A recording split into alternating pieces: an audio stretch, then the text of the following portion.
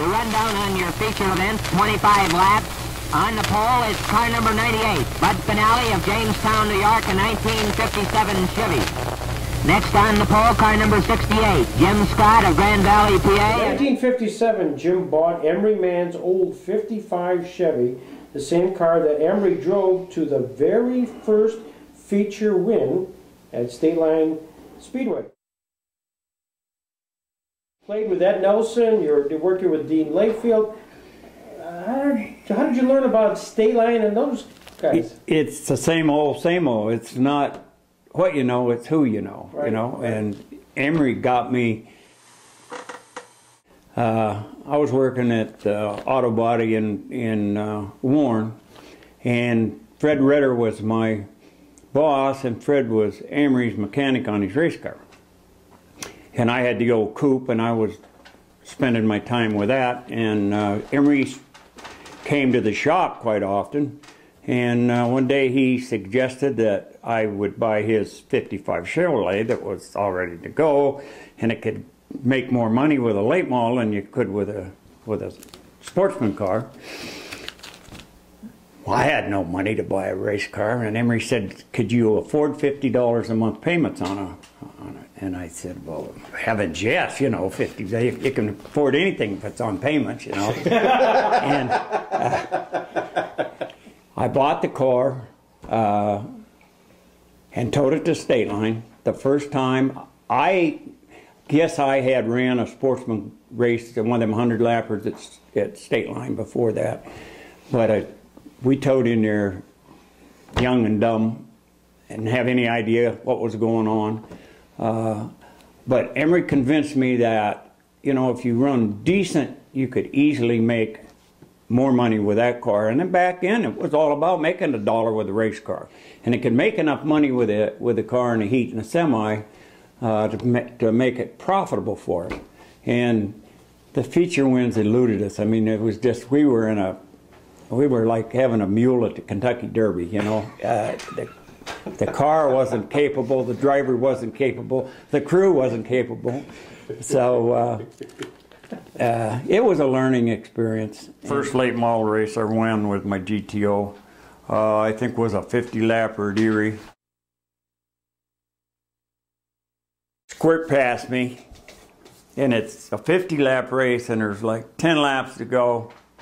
And Squirt got under me and passed me. And I said, "I wish your damn tire would fall off." And guess what? His left front tire fell off. Just like a prayer was answered. And I went on and won the race. So that really, I'll never forget that. And Bobby Snars, you know, if it wasn't for Bobby Snars, I'd have been a hero, you know. I mean, I followed that man around the racetrack all my life. And he was so hard to beat. Iowa Wrestling car number 4 on the move. Here it is, the checker flag and the win, Bobby Snars. Bobby was always, he was a smooth race car driver, a very good race car driver. He had a lot of fans. But Bobby moved you up a racetrack, and he'd do it so easy and so gentle that nobody ever seen it. Especially the people on the racetrack. They could never see that, you know. You'd be leading the race, and Bobby just coming up off the corner, he'd just loosen you up enough to get to here. And once he got to there, he had you beat, you know, because then when he got to the next corner, he was here, and he was gone, you know. And he was an absolute genius at just loosening you up a little. Nice going, Bobby. Tom Dill, me and Tom Dill, we had a feud for I don't know how many years. And Tom would rough you up on Saturday night, rough you up on Sunday night, and come down here and sit down and drink coffee with me on Monday morning, and just like nothing had ever happened. Dean dies in 1961 in action, driving.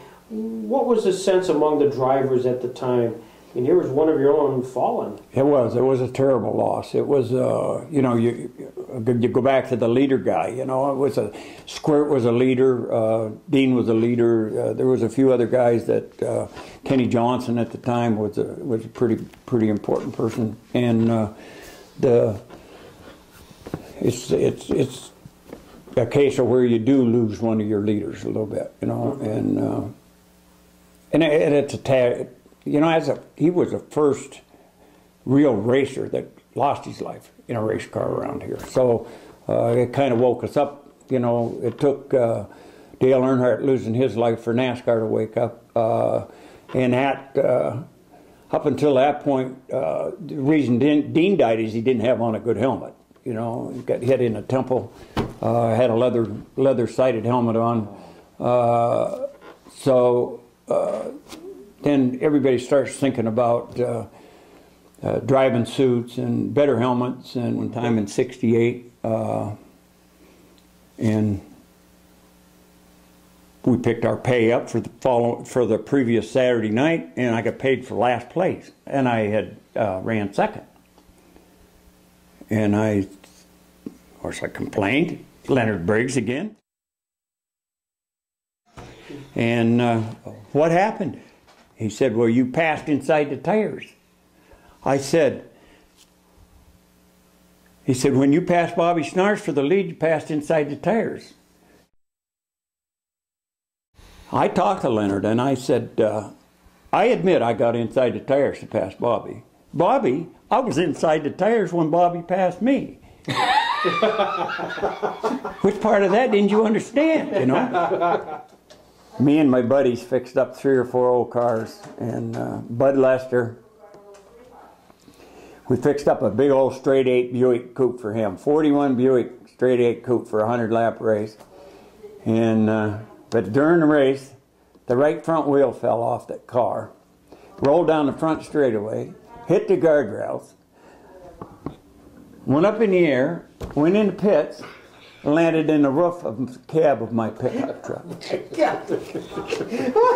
Smashed the cab of that pickup clear down to the dash. And Leonard Briggs, I said, you know, the insurance company's going to have to help me here, you know. He said, well, it was your tire, your truck, insurance company's not going to pay for it. And by God, they didn't. Leonard would not pay for put a new roof on my pickup truck. I guess that was funny, Bill. That is.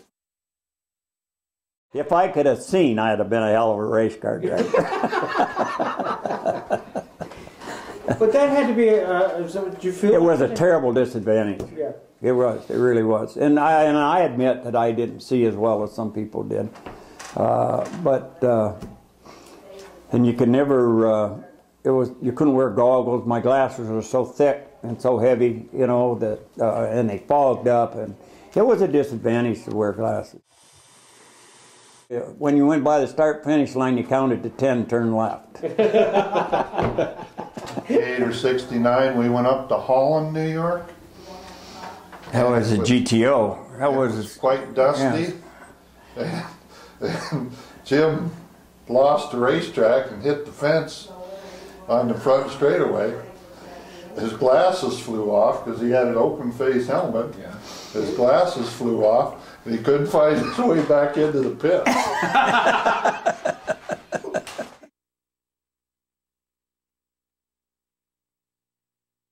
One night at Olean, New York, we were up there and something happened and I went off the end of the racetrack and down in 3 and 4, I guess it was, or I don't know, 1 and 2. I went off the end of the racetrack and down into this swamp, and I'm down in there trying to find my way out, and another race car comes charging down in there, and here's Dave Turner. He followed me right down there. He had to lead me back out to the racetrack that night. You were going to show him the